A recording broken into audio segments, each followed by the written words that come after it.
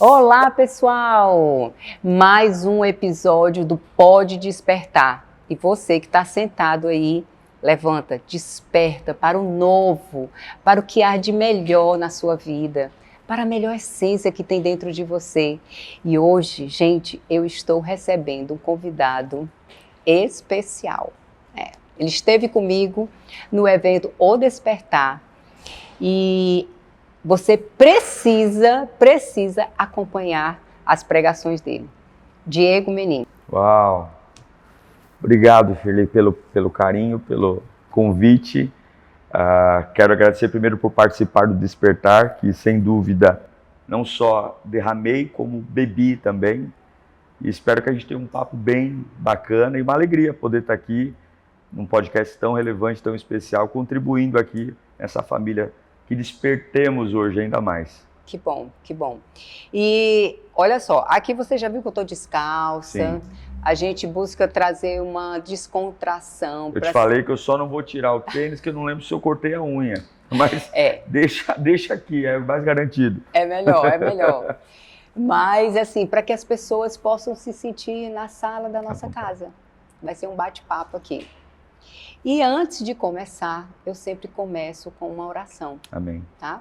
Então, eu queria lhe pedir essa oração. Uma que honra. você pudesse orar pela minha vida, por esse projeto que é o podcast, que é um projeto que é para inspirar pessoas a ser melhor, a buscar a melhor essência dela, que a nossa essência está em Cristo. Amém. Senhor, é um privilégio poder estar com a tua filha nesta ferramenta tão importante que é a internet. Nós não temos sequer dimensão de quantas famílias, quantos lares serão impactados pelo que nós vamos compartilhar aqui. Mas também sei que toda batalha é um custo. Toda guerra também arranca de nós energia. E eu peço que o Senhor venha continuando dando sabedoria à tua filha, graça, entendimento, cuidando dela, seu esposo, seus filhos, netos, que haja uma cobertura espiritual, Senhor. E que o teu nome continue sendo honrado, porque é isso que eu vejo na tua filha, o prazer de honrar o teu nome. Cobre-a com teu sangue, esteja conosco aqui, Espírito, porque tudo é para a tua glória. Em nome do Pai, do Filho e do Espírito Santo nós oramos. Amém. Graças a Deus. Amém. Bora lá, meu povo! Pode despertar, levanta! Gente, primeiramente eu queria que você contasse um pouco. Eu vou lhe chamar de você. Por favor. Até porque, olha, 5.1, então eu já posso chamar de você. Contasse um pouco da sua história. Quem é o Diego Menin? Casado com quem? Ótimo. Se tem filho? Fala um pouco assim. Sim. De você. Eu sou Diego Menin, parece mais, mas eu tenho 40 anos só. E sou um paulistano, nascido no ano de 83, filho do Antônio Carlos e da Aurediana, casado com a Carla, que é o amor da minha vida. Fomos primeiro namorado um do outro, eu tinha 15, ela 14. Uau! E a gente namorou 8 anos, numa época que o pessoal falava que crente não podia namorar muito tempo, né? Eu falo sempre que crente safadinho não pode namorar muito tempo, mas crente sério pode, ué. Namoramos 8 anos, nos casamos como tinha que ser, virgens. Uau! E porque tínhamos criações diferentes, né? A criação de Carla sempre foi uma criação mais... ela teve que se virar mais cedo do que eu. Sim. Eu lembro uma vez que a gente foi... só para entender um pouquinho de quem é Carla, né? Fomos ao shopping uma vez, não trabalhava ainda, e aí eu falei, vou comprar um sorvete pra gente. Ela olhou pra mim e falou assim, mas quem vai pagar esse sorvete? Ela sabia que eu não trabalhava. Aí eu falei, você para de ser chata, né? Ela, seu pai, né? Falou assim, não, nós vamos tomar água, porque eu não vou namorar com alguém que o pai tem que pagar o sorvete do nosso namoro. Então nos casamos. Vamos completar agora 17 anos de casado no mês de junho desse ano. E temos a nossa Juju, a nossa Júlia, que fez 8 aninhos agora em 18 de janeiro. Sou pastor de uma igreja chamada Lírio. Tenho o privilégio de congregar na mesma igreja desde o meu nascimento. Nunca mudei de denominação.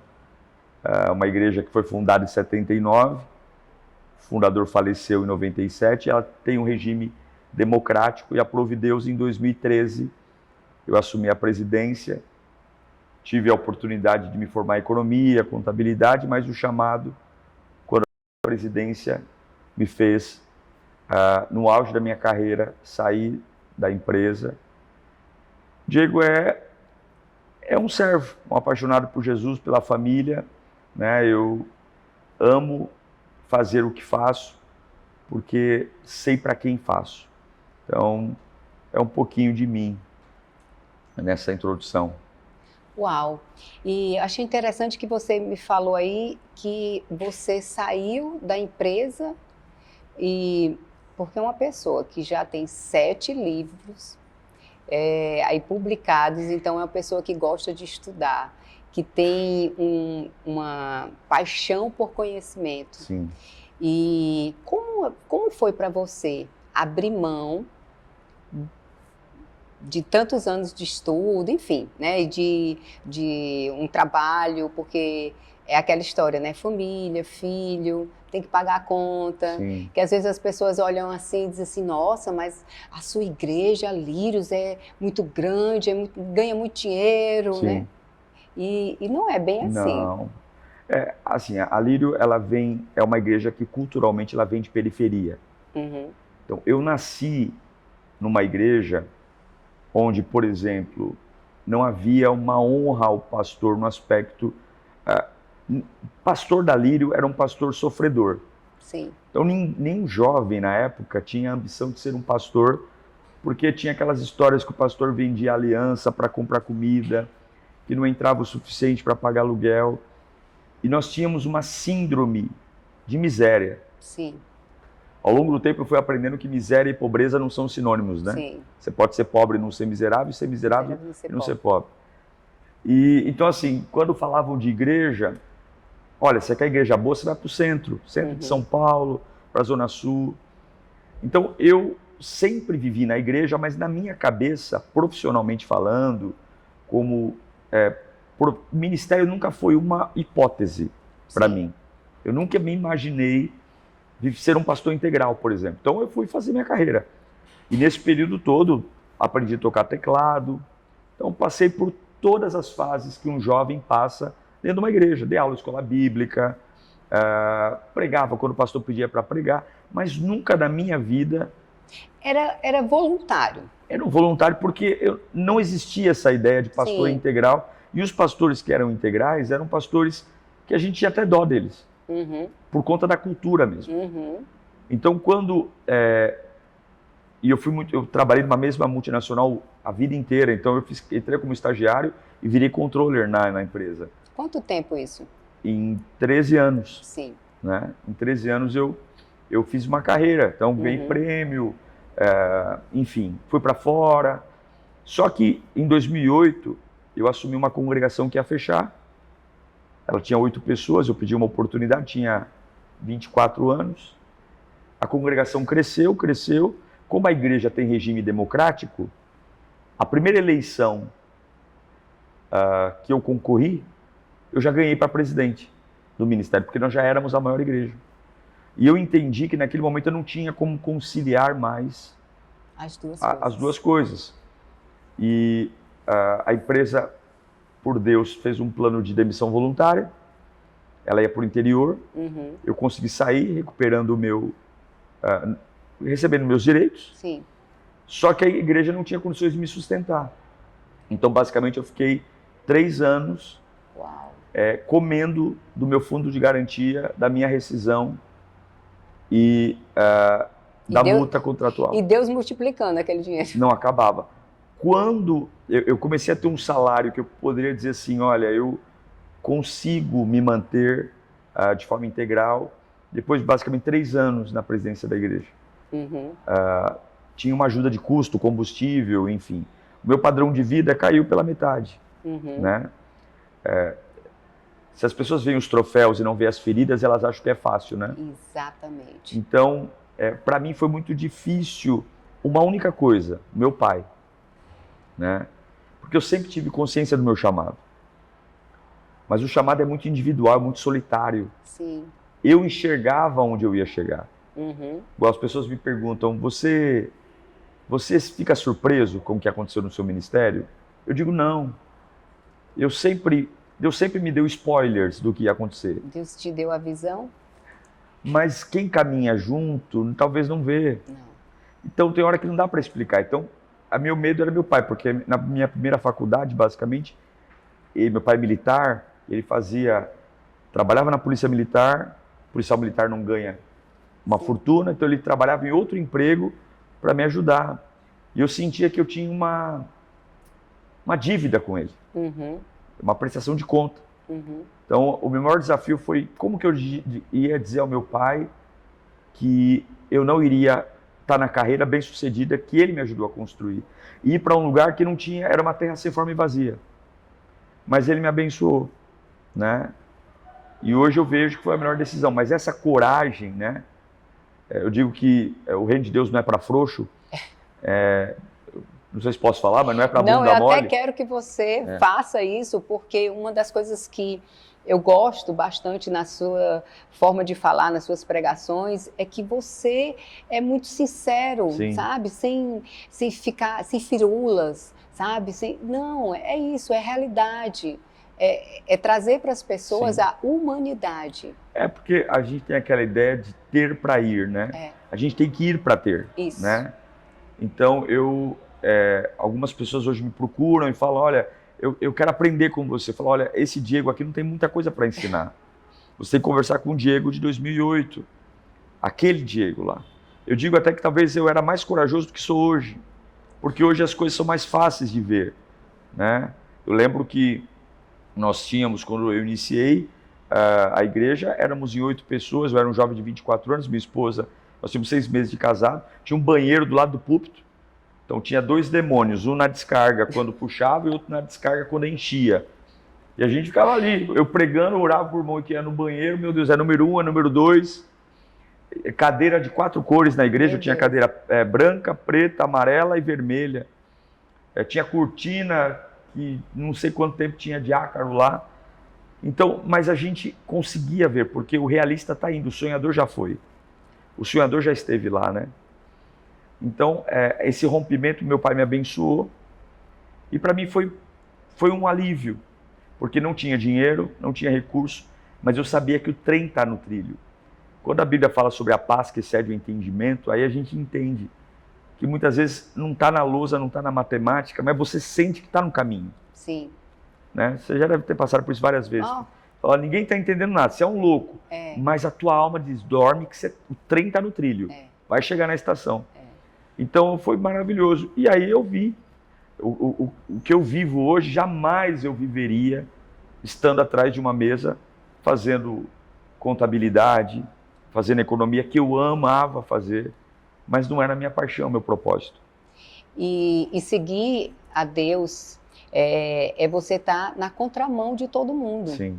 E quando você não está fazendo a mesma coisa que a grande maioria das pessoas estão, você está errado, você está louco. Sim. Tem uma frase que eu vi em algum lugar que fala assim, sabe qual é a diferença entre o louco e o sonhador?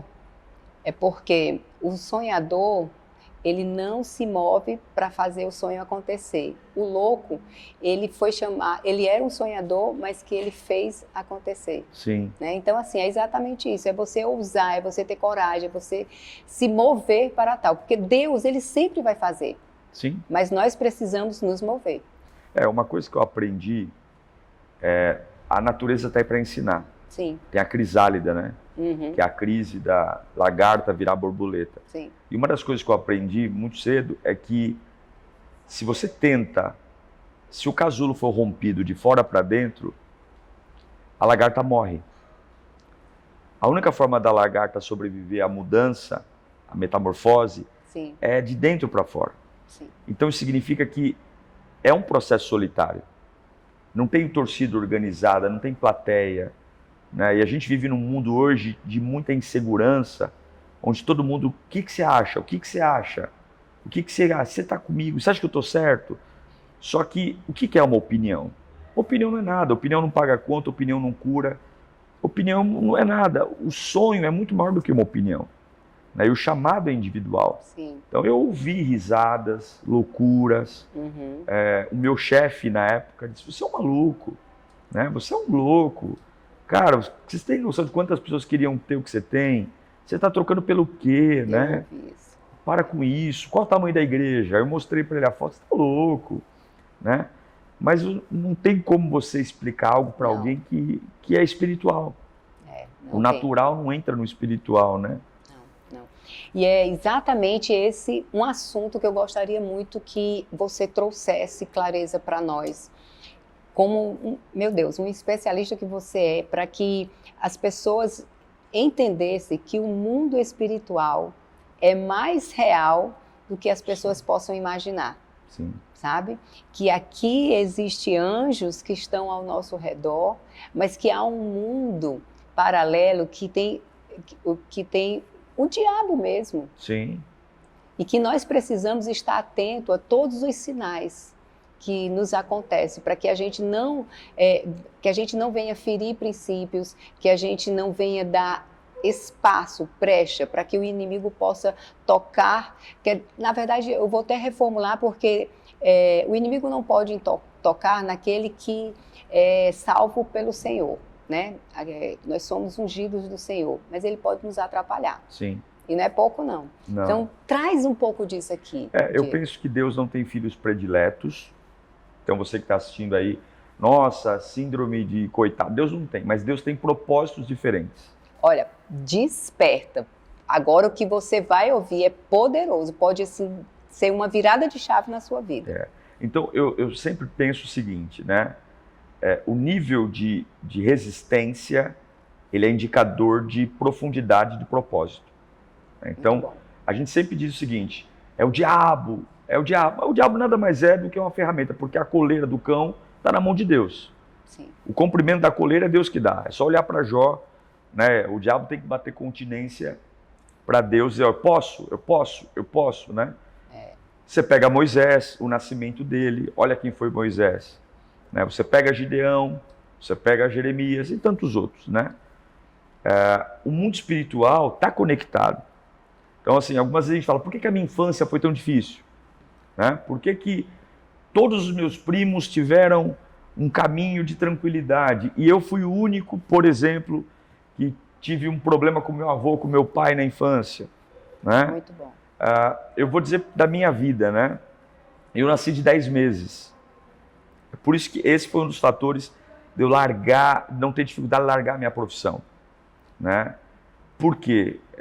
Nada na nossa vida acontece por acaso. Não existe acaso. Não tem Zeca Pagodinho. Deixa a vida me levar, a vida leva eu. Então, eu acredito que o nível de resistência é o indicador de propósito. Então, se você não está lutando contra nada, você não está indo para lugar nenhum. Isso que nós chamamos de, graças a Deus, essa semana, esse mês, eu estou em paz. Mas paz não é ausência de guerra. Paz é de Deus. Sim. Então, eu posso estar no meio de uma guerra. 1000 cairão ao meu lado, 10.000 à minha direita, é uma guerra. Mas eu não estou atingido. Então, eu sou filho de uma mulher que morou em leprosário, minha mãe foi leprosa. Minha mãe descobriu lepra com 12 para 13 anos. Numa época que a lepra hoje tem cura, naquela época não havia. Sim. Um preconceito enorme. Então, por exemplo, minha mãe sentava numa cadeira, ela levantava, os parentes iam limpar a cadeira antes de sentar de novo. Né? Ela tinha muitos traumas, porque havia, além da ignorância médica, muito preconceito. Né? O leproso, bom, biblicamente falando, nós temos vários exemplos disso. Sim, sim. Então minha mãe foi morar em leprosário, vivia em leprosário, para cá, para lá, e se apaixonou pelo meu pai muito cedo. Com 15 anos, meu pai enfrentou um preconceito muito mais da família da minha mãe do que da família do meu pai, porque a família da minha mãe dizia, ela é doente, você é saudável, o que você quer com ela? Né? Ela não vai poder te dar filhos. A família do doente muito mais preconceituoso do que a família do são. E meu pai venceu todos os desafios. Minha mãe era uma católica fervorosa, fervorosíssima, beata mesmo. Meu pai é um jovem trabalhador, católico por conveniência, só que por amar muito minha mãe, ele começou a buscar qualquer tipo de ajuda. Então, desde centro espírita, a Igreja Católica. E minha mãe teve uma decepção muito grande com a Igreja Católica, até um dia que ela foi ao padre, numa das crises de lepra, e disse: padre, o senhor pode orar por mim, eu preciso de ajuda, eu quero uma cura. E o padre olhou para ela e falou: você acha que eu sou Deus? Né? E aquilo para minha mãe foi muito difícil, porque ela é como se ele lavasse as mãos, né? É óbvio que ela não estava pedindo a cura, mas ela estava pedindo um empenho. E aí ela chegou na Lírio. A Lírio era um barracão na época, num bairro chamado Guaianazes, em São Paulo, bem periférico da cidade. E ali ela aceitou Jesus. Deus não a curou. Meu pai entrou para a polícia militar. E aí aconteceu o que os médicos não queriam. Ela engravidou. O médico, na época, minha mãe tomava um remédio chamado talidomida. Hoje existe até uma ONG de vítimas dessa talidomida. Ele deforma os membros inferiores, superiores, problemas cardíacos, neurológicos. E o médico ignorou totalmente o pré-natal da minha mãe. Minha mãe não teve pré-natal, né? Na época não tinha convênio, e o médico que tratava, que era o médico dos leprosos lá, abdicou. Chegou na época dos 9 meses... E ela continuou tomando a medicação? Não, esse é um fato importante que eu travei aqui para te contar. Quando ela voltou para casa sabendo que estava grávida, minha mãe já convertida, mas não curada, ela fez um ato de fé. Ela foi até o vaso sanitário e ela jogou comprimido por comprimido e disse: Deus, agora eu só dependo de ti. E ela jogou todos os comprimidos do vaso sanitário, né? E deu descarga. Era uma questão de vida ou morte, porque sem o talidomida, a lepra avançaria. Mesmo jogando o talidomida, para você engravidar, você teria que ter pelo menos 2 anos, no mínimo, sem a medicação para ela sair do organismo. Mas foi o ato de fé. Sim. Então a gravidez foi uma gravidez muito conturbada e ela não tomou o talidomida. Então ela estava entre o filho que ia nascer e ela mesma. E ela mesma. E aí ela decidiu pelo filho e não tomar a medicação. E ainda assim não havia garantia que eu nasceria são. Por conta do efeito do remédio no organismo ainda, né? Enfim, deu 9 meses nas contas da minha mãe. Ela foi até o hospital. O médico falou: olha, não deu tempo ainda. E ela disse: já deu tempo, né? 9 meses, não deu, você está de 8 meses. O médico olhou para ela, fez o exame, acredito eu, batalhas espirituais, sim, porque era demônio puro. O médico falou: não vou te operar, você não está de 9 meses, você está de 8 meses, volta daqui 1 mês, né? Ela voltou para casa, ela, com certeza, mas né, a gente sempre ouve o médico falar. Hoje, menos isso, porque as pessoas têm mais informação, sim, mas na década de 80, o médico era quase um deus. Né? O médico falou, você ouve. E ela voltou para casa, e aí ela percebia que passou uma semana, não mexia. E aí ela foi a um posto de saúde do bairro, Deus, do mesmo jeito que o diabo usou o médico, Deus usou uma enfermeira, falou: olha, nós vamos colher o líquido agora. Aí quando colheu o líquido, estava meio que podre. Sim. Né? Já não estava chorando, corri para o hospital, tive que ir para uma outra cidade para atender, porque por ela ter hanseníase não era qualquer hospital que ela poderia fazer o parto. E aí quando abriu, eu basicamente estava sem pele, não chorava, e não sou filho de jumento, mas nasci de 10 meses. Que jumento que nasce de 10 meses, né? Deixa eu aproveitar, você falou que o médico disse que ela não ia poder ter aquele filho e tal. E a gente falou sobre o mundo espiritual. Então, fazendo uma pergunta aqui para você, para trazer um entendimento aqui para eles. Quando existe uma hierarquia no mundo espiritual. Sim. Assim como há uma hierarquia no mundo físico. Sim. Um médico que ele é uma autoridade perante nós. Sim. Tá? Então é um médico formado, tem conhecimento e tal. Quando ele dá um diagnóstico, isso pode ser considerado como uma sentença? Sim, eu creio que sim. Isso a gente vê em toda a Bíblia, em várias áreas. Você vê a sentença de Herodes, quando Jesus nasce, você vê a sentença do faraó para Moisés. Então a sentença era, talvez nem ele teria condição de saber o que estava fazendo, mas a ideia é, eu vou matar essa criança. É exatamente isso. Às vezes, a pessoa que está dando a sentença, ela não tem a intenção Sim. de fazer isso, mas o inimigo usa para que ela esteja, porque quando um pai e uma mãe, eles são autoridades para um filho. Sim. Um médico, ele é autoridade numa sociedade, como um policial, como um advogado. Então, se eu estou com uma causa e um advogado chega e diz como um pastor, um falso profeta. Isso. E a palavra, é aí onde entra, a palavra tem poder. Então, quando ele fala algo, ele tá literalmente ou trazendo uma profecia ou amaldiçoando Sim. aquela pessoa. E aí você falou que então, ela fez um ato de fé. Ela voltou, né? Ela voltou para casa com a sentença. E aí, viemos de uma família muito humilde, então, com pouca informação. Então, quando a própria Bíblia diz, né, você conhece a verdade liberta. Uhum. Né? Então, como que você contra-argumenta com uma sentença quando você não tem ferramentas de informação para rebater?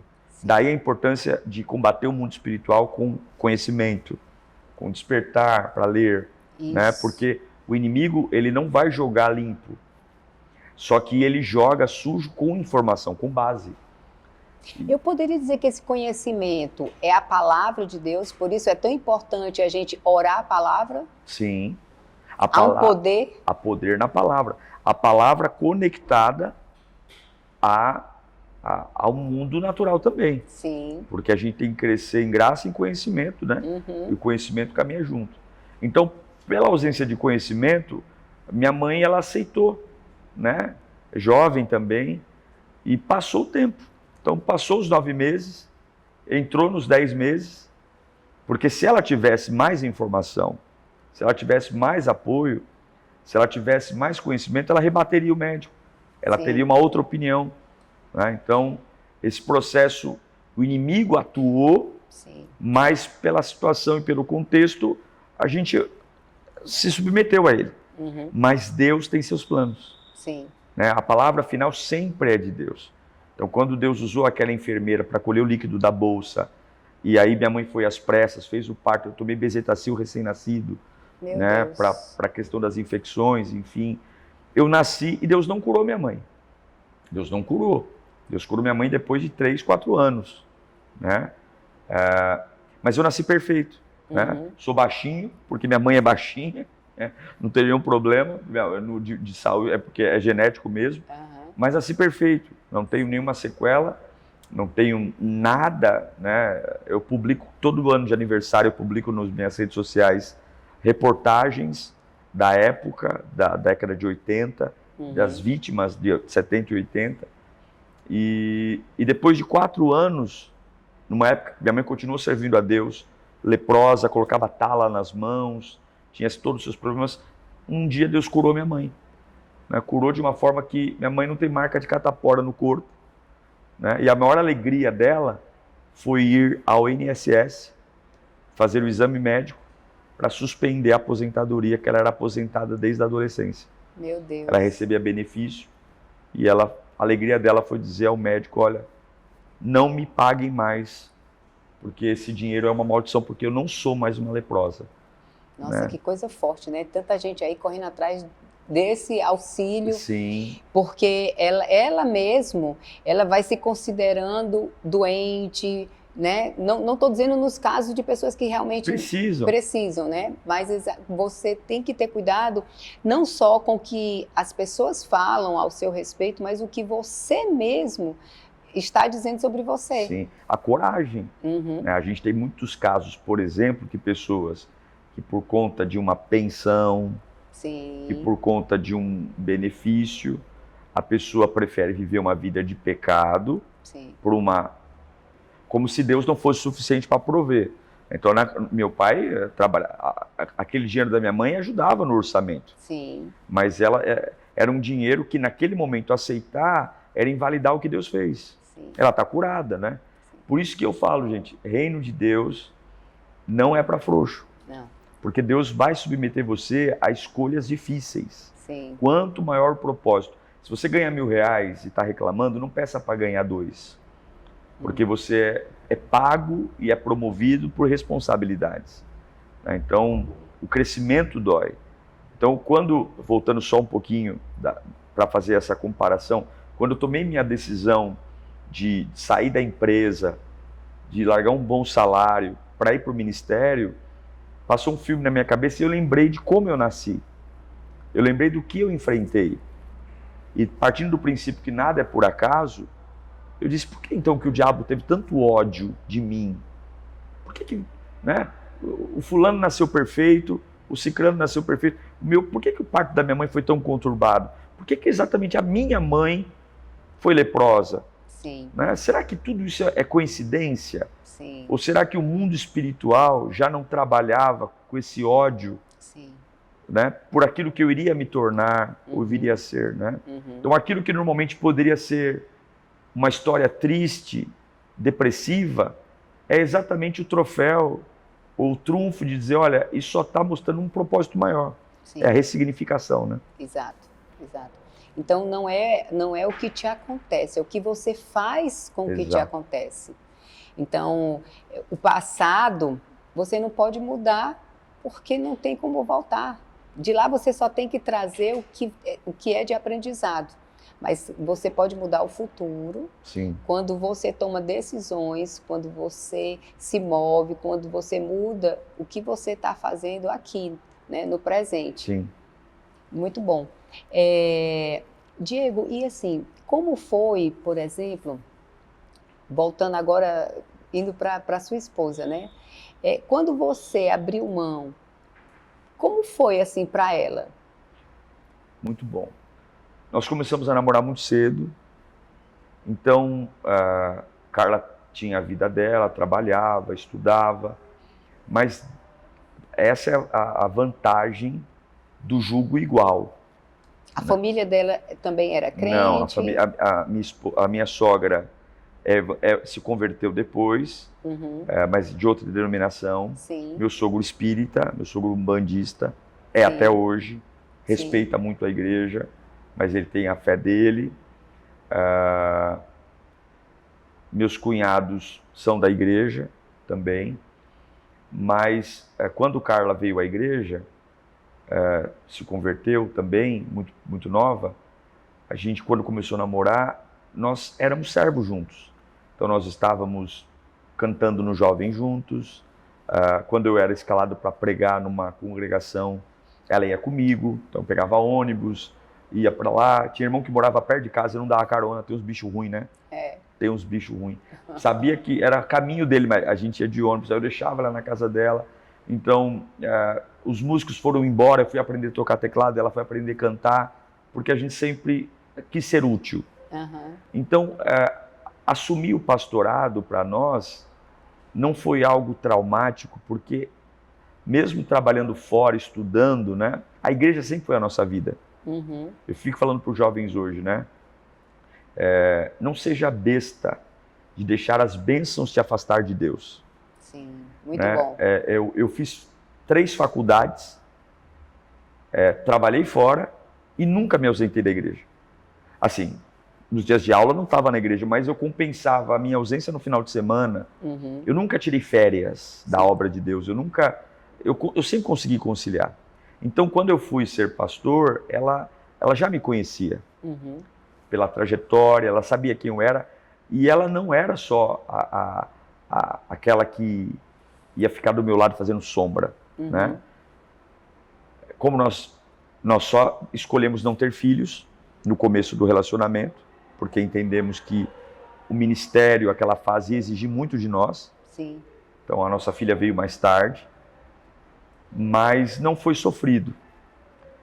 O medo era um medo abraçado pela convicção do que Deus faria. Então, claro, tínhamos insegurança no aspecto de como vai ser, como é que nós vamos pagar a conta, mas assim, tudo que Deus tem para nós é maior do que a gente. Sim. Né? Sim. Se você esperar, mas por conta, isso que eu falo para os jovens até que vão namorar, a ideia de mesmos propósitos, caminhar junto, isso faz toda a diferença. Toda a diferença. Né? Porque se ela não caminhasse comigo no namoro, ela não entenderia as renúncias Sim, que o ministério pastoral nos exigiu. sim, com Né? certeza. Então, eu vejo hoje, por exemplo, pastores, conheço muitos que o casamento acaba porque um não consegue entender o chamado do outro, porque não há uma clareza no namoro, Isso, não há uma clareza no noivado. isso, E o ministério pastoral, se os dois não estão juntos, verdade. degringola. E ainda tem um outro detalhe, digo, que quando nós casamos com alguém, a gente casa com a família dessa pessoa. Casa.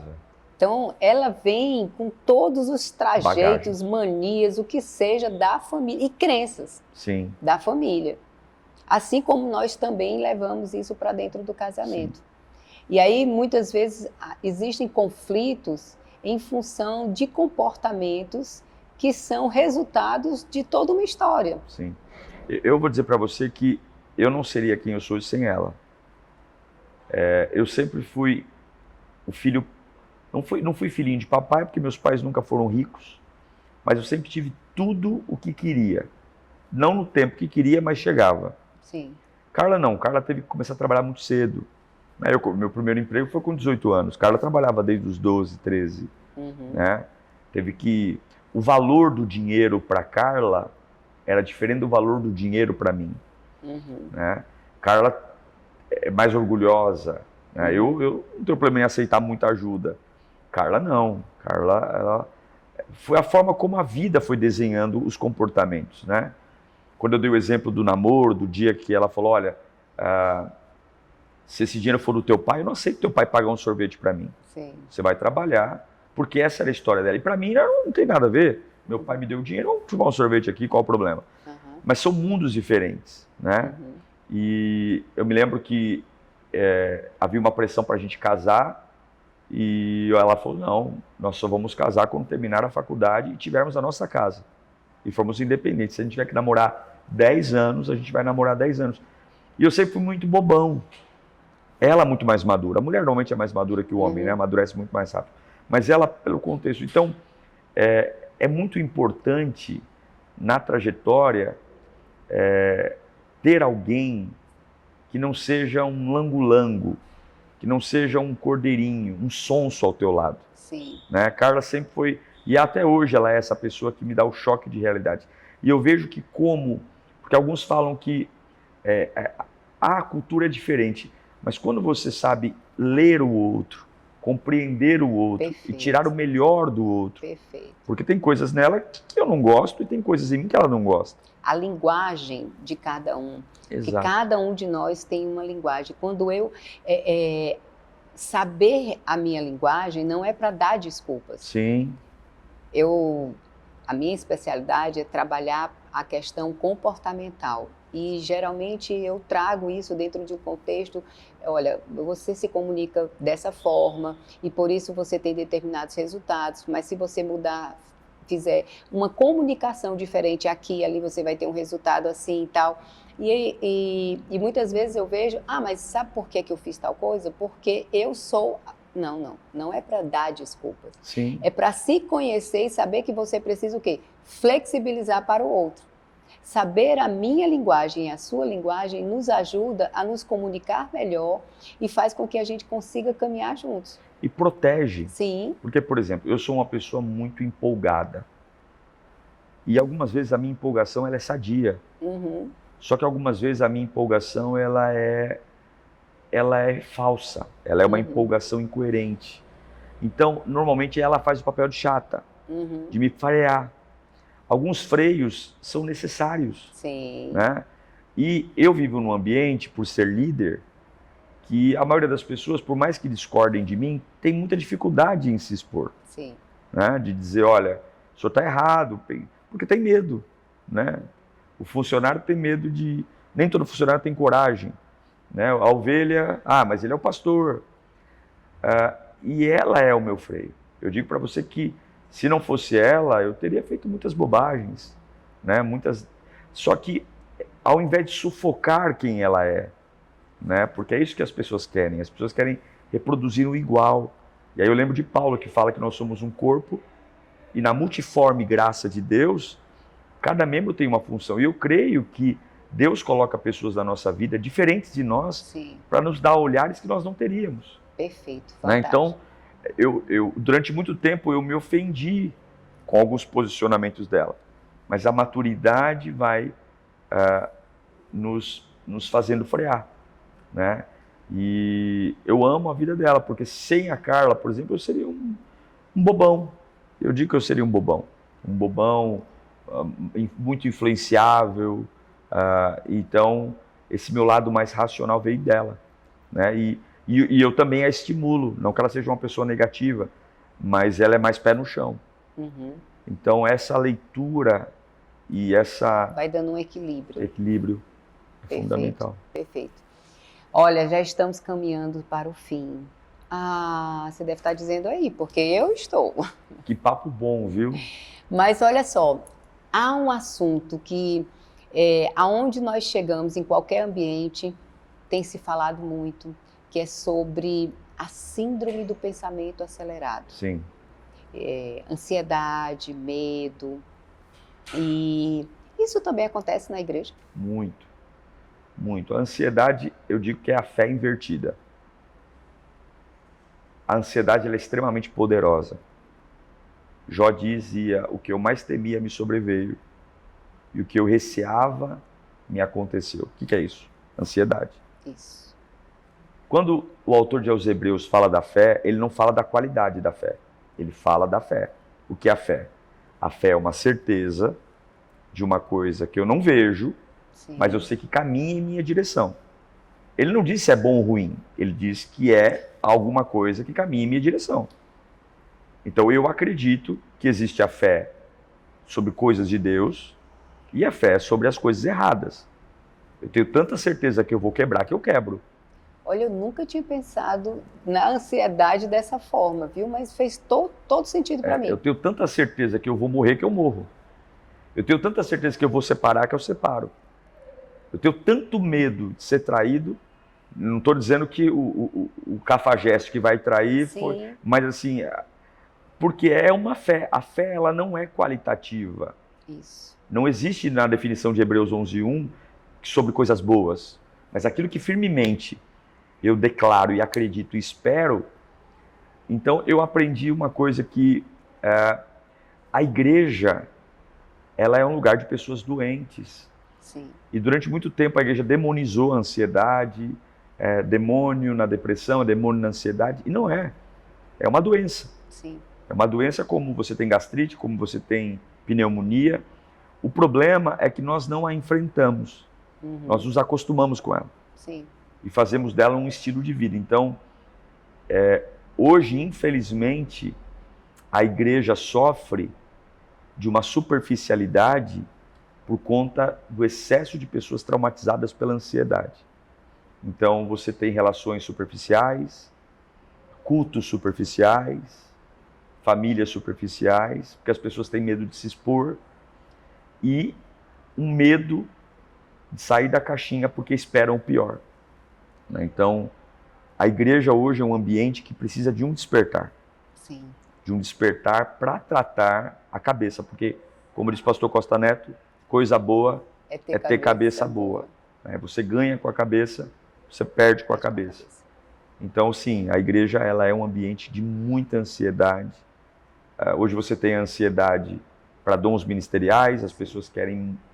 Ninguém quer começar, querem estrear. Uhum. Né? Só monstro nasce grande, mas hoje você tem ansiedade para namorar, você tem ansiedade para não ficar solteirão, você tem ansiedade com relação a uma cura. Sim. Né? Não entrega o caminho ao Senhor, confia nele e tudo fará. Não, hoje não, eu quero. Então eu oro durante o culto inteiro, eu faço fila de corredor de oração depois do culto, eu ligo na rádio, eu chego em casa, eu tiro a caixinha de promessa, né? Então eu estou ansioso, né? E aí eu vou dizer que o tempo de Deus é o tempo que demora. Mas tem uma coisa que eu acho incrível na Bíblia, né? Porque a espera humana adoece, mas a espera bíblica fortalece. Uau! Meu Deus, né? Que forte! Porque o ansioso é aquele que não aguenta esperar. Sim. Mas a Bíblia diz em Isaías que aqueles que esperam no Senhor renovarão suas forças. Então aqui tem um problema. A conta não fecha. Porque de um lado Deus está dizendo, se você esperar em mim, você fica fortinho. É o biotônico Fontoura. E o diabo está dizendo, olha, se você esperar mais um pouquinho, você vai enlouquecer, você vai parar no manicômio. Então é o lado que eu escolho. A ansiedade, por isso que o teu ministério é um ministério que vai ecoar mundo afora, porque poucas pessoas têm coragem de tocar na ferida. Sim. E eu quero dizer uma coisa para você. Não banalize aqueles que têm coragem de tocar nisso, que muitos hoje zombam. Se você não cuidar da sua cabeça, você perde absolutamente tudo. Tudo. Tudo. Você pode ter sido a melhor pessoa do mundo. Você não vive de currículo. Você vive de momento. É quem você é agora. E sua cabeça pode destruir sua história. É verdade. Destruir tudo. Eu tenho uma frase que eu falo que só os fortes pedem ajuda. Os fracos se acham autossuficientes. E eu vejo muito isso dentro das igrejas. Porque o medo de pedir ajuda, de se perceber ou de se permitir ser vulnerável, o que vão pensar, o que vão dizer, o que vão falar. E é uma arrogância. Sim. Sabe? Por quê? Porque porque, veja bem, cargos nós estamos, nós não somos. Sim. Nós somos filhos de Deus. E ponto. Agora, eu estou como um diretor, eu estou como um pastor, eu estou como um líder. Sim. É diferente. Então, a gente precisa, se tem algo de errado acontecendo comigo, então eu preciso pedir ajuda. E para a pessoa certa. E o problema é que a gente coloca Deus sempre no fim. Muito bom. E não no começo. Então, por exemplo, raros são os aniversários que eu vou que pedem para o pastor orar. E aí, quando pede para o pastor orar, não é que porque quer, é porque fica constrangido. O pastor chegou. Faz uma oração aí, pastor. Mas todo velório imploram para eu fazer oração. Casamento, o senhor pode fazer aquela cerimônia vapt-vupt, porque o buffet foi caro, os convidados, a noiva. O senhor prega aquele sermão? Prego, a gosto. Mas quando o casal entra em crise, 4 da manhã, o senhor pode nos atender? Posso correr na tua casa agora? Porque nós sempre colocamos Deus no fim. Deus no fim resolve? Resolve. Mas as perdas são enormes. Então não espere chegar na UTI. Assim como a gente fala, por exemplo, de um carocinho, uma manchinha, que a gente deve investigar, né, no médico. A vida emocional é a mesma coisa. Isso. Eu comecei a não dormir igual, eu comecei a ter alguma coisa, não espere começar a babar, né? Bater cabeça na parede, dar chilique em lugar público. Isso. Vá pedir ajuda. Isso. Não é demônio. Isso. É alguma coisa que está fora do lugar. Isso, verdade. Ontem mesmo foi uma das coisas que eu falei no Despertar sobre se você está se emocionando porque o gato passou e olhou com um olhar diferente para você, tem alguma coisa errada. Sim. Não espere, vá, busque essa ajuda, porque a ansiedade, depressão, chega de forma sorrateira. Né? Você não é porque eu tenho... Não, eu sou Mulher Maravilha, consigo fazer 1000 coisas ao mesmo tempo, faço isso e eu consigo desenrolar tudo e tal, mas aí quando chega a noite não consegue dormir, está acelerada, está pensando no que vai ter que resolver no dia seguinte, aí está resolvendo a vida dos familiares, de um amigo. Calma, respira, você tem que olhar para dentro de você. Sim. E você não pode carregar a cruz do outro. Você tem que carregar, porque todos nós vamos carregar a nossa cruz e não a cruz do outro. E se eu estiver bem, eu consigo ajudar o outro. Mas se eu não estiver bem, eu não consigo ajudar o outro. Né? Tudo é uma questão de prioridade, né? Eu me lembro uma vez que eu ia fazer uma viagem e eu falava, preciso de uma camisa. E eu não tinha tempo para ir no shopping comprar, eu corri e tal. Aí quando eu cheguei em casa, fazia um tempinho que eu não era solteiro, né? não arrumava meu guarda-roupa, e quando eu fui achar tinha camisas que eu nem usei. Porque essa é a tática do diabo. Na bagunça, ele esconde tesouros. Na desorganização. Então ele nos desorganiza, nos dá aquele sentimento de caos, de que eu sou impotente, eu tenho um monte de coisa para resolver, e a gente já tem o que precisa. É Agar que está morrendo de sede do lado do poço. Sim. Aquele poço não apareceu por um toque de mágica. Sim. Ele estava lá, mas ela estava tão perturbada pela A dor. alma dela estava perturbada, as emoções dela estavam perturbadas. E quando você não está alinhado, quando você não está bem emocionalmente, você não consegue acessar o reino. Você não consegue acessar as bênçãos de Deus. Por isso que o emocional e o espiritual, eles precisam caminhar juntos. Exatamente. Porque você pode ser salvo no espírito, mas as bênçãos estão lá, está na palavra. Para mim, para você, para eles, para todo mundo. Mas se você não estiver bem com você, se a tua alma não estiver em paz, você não consegue acessar. Não. Porque Deus, ele está o tempo todo nos dando sinais. O tempo todo ele fala conosco. Ele fala conosco na madrugada, mas ele também fala conosco na hora do jantar, no almoço, aqui, né? Muitas coisas que você estava falando aqui, eu percebi, eu vi chaves, assim, maravilhosas, porque ele está o tempo todo fazendo isso, sim, mas eu preciso estar atenta. E, assim, nós que somos cristãos, espirituais, nós temos que entender que tem hora que nós estamos na condição de proclamadores do Evangelho. Sim. E tem hora que nós estamos na posição de sermos observados. Né? Então, o que existe hoje? Muita incoerência. Muitas pessoas que são muito boas na propagação do Evangelho, têm um domínio teológico, têm uma boa comunicação, uma boa oratória, mas quando estão atrás, nos bastidores, são infelizes. Meu Deus. São pessoas vazias, são pessoas destemperadas, ignorantes, agressivas. Por quê? Porque focaram demais no teológico, no pseudo-espiritual, porque vai também até um certo nível, né? E esqueceram da humanidade, porque não é pecado ser gente.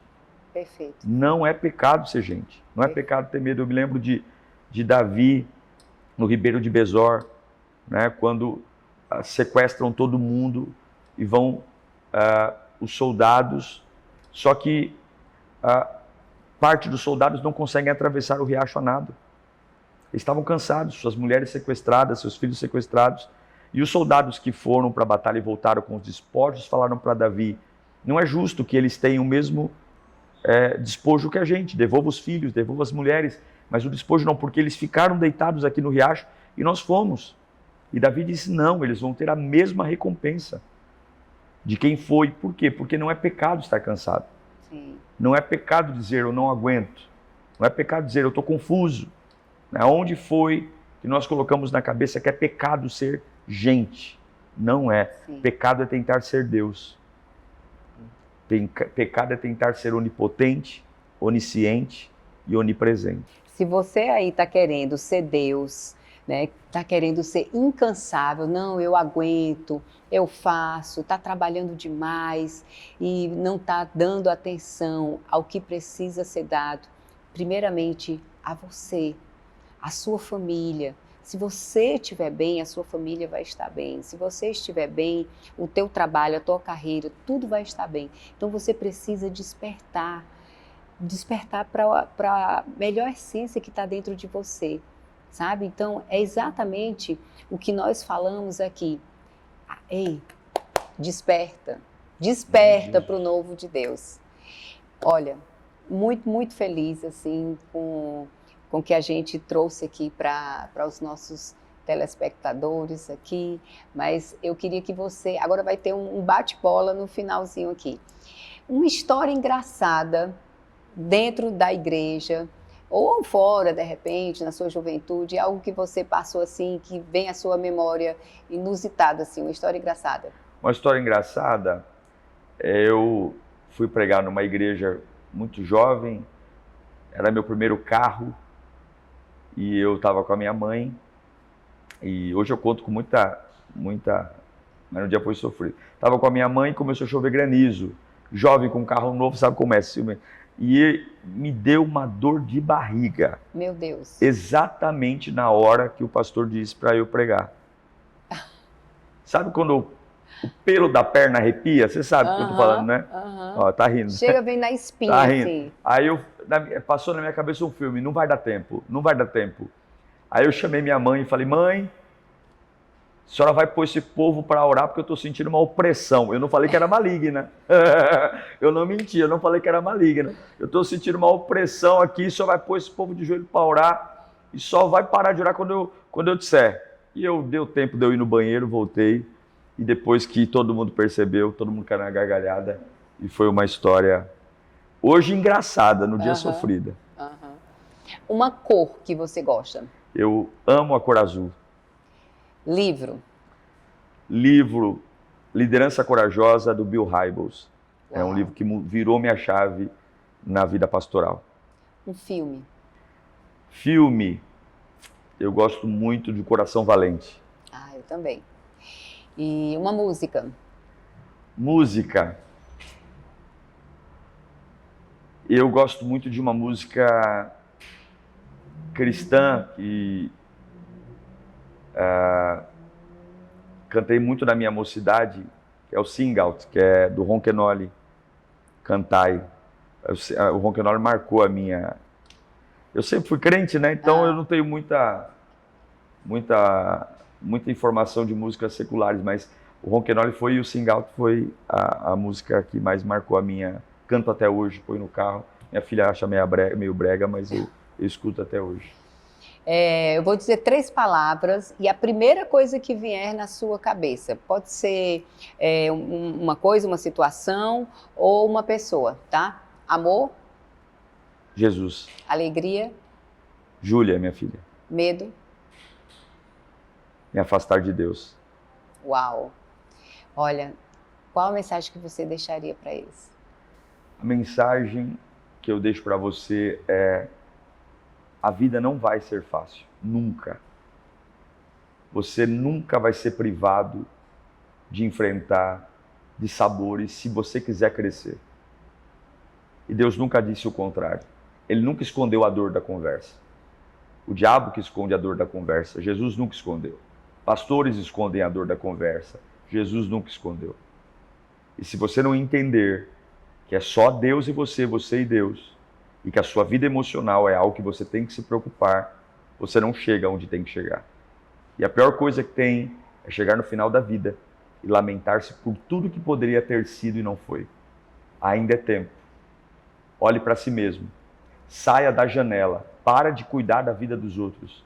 Vá para o espelho. E junto com o espelho, peça ao amigo Espírito Santo ajuda para derramar os frutos do Espírito sobre você. Peça ajuda de pessoas experimentadas, com conhecimento, que vão te apontar caminhos bons. Mas, por favor, descanse, mas não desista nunca. Que o Senhor te abençoe e te guarde sempre. Para a glória de Jesus. Uau! Então o que é que você está esperando? Pode despertar para o melhor, para o novo de Deus. Esse ano de 2024 é o ano do acelerar de Deus na sua vida. Então, meu amado, minha amada, levanta daí, faz acontecer, porque Deus vai fazer a parte dele, mas você precisa fazer a sua. Um forte abraço e fica com Deus.